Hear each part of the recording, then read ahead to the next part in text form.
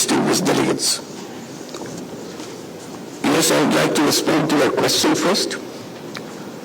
My focus will be definitely on the youth, young generation. Bangladesh is just emerging today, uprising of the young people in Bangladesh, giving their lives to protest against the misrule, against the corruption, against the actions taken against the interest of the people. And Bangladesh is a very unique country in a sense. Majority of the population are young people. Half the population of Bangladesh is under the age of 26.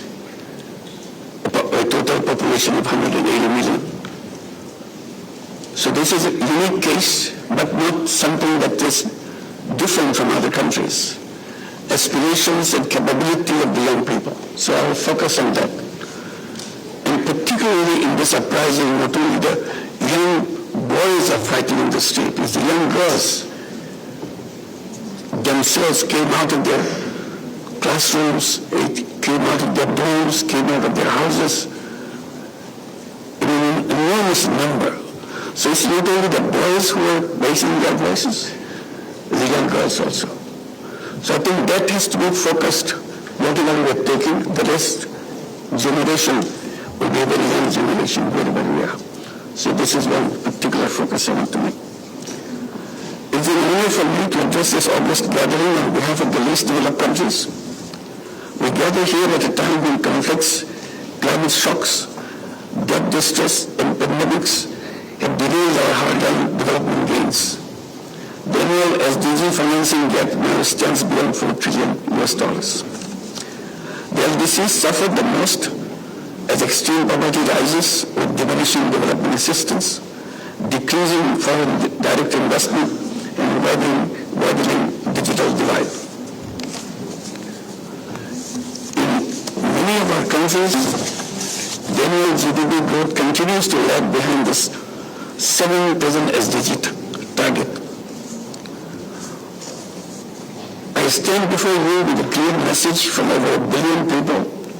We want peace, dignity, and opportunity for sustainable development. And in this context, let me highlight a few key priorities for the LDCs. First, the Doha Program of Action must move from promises to progress. The development partners must fulfill a real commitment of 0.2% scale-up grants and concessional lending, and ensure that financing aligns with national priorities. Second, the debt crisis is a pressing systemic challenge. LDCs urgently need immediate liquidity support, broader debt relief, and climate-linked state contingent debt instruments. Reforming the global debt framework has become an imperative of our time. Third, to address the far-reaching impact of climate change on LDCs, climate finance must be scaled up urgently with simplified access. We urge international community to enhance climate support and ensure effective technology transfer to our countries. Disaster resilience for LDCs must be strengthened and loss and damage fund operationalized.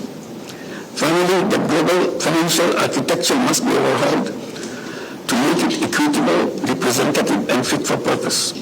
We call the quota and governance reforms in the Bretton Woods institutions, expanded representation and meaningful role of LDCs in their policy making. Stronger coordination between the UN and these institutions is essential for inclusive economic governance. Excellencies, many LDCs are entering the graduation pipeline, yet they are highly vulnerable and fiscally constrained. We urge for continuous support and coordinated withdrawal measures so that their graduation remains sustainable and irreversible. The gap between promise and delivery is not to be measured in just statistics, but in their lost and in their lives lost and human potential wasted. International community must much pledges with old actions. Let this summit inspire hope, advance justice, and chart a more equitable path for the world's most vulnerable. Before I conclude, I will also add one more thing about what I mentioned about Bangladesh, and it's repeated in Nepal. So young people rising against the government, taking down. So it's not extreme phenomenon. I think this is going to be a norm.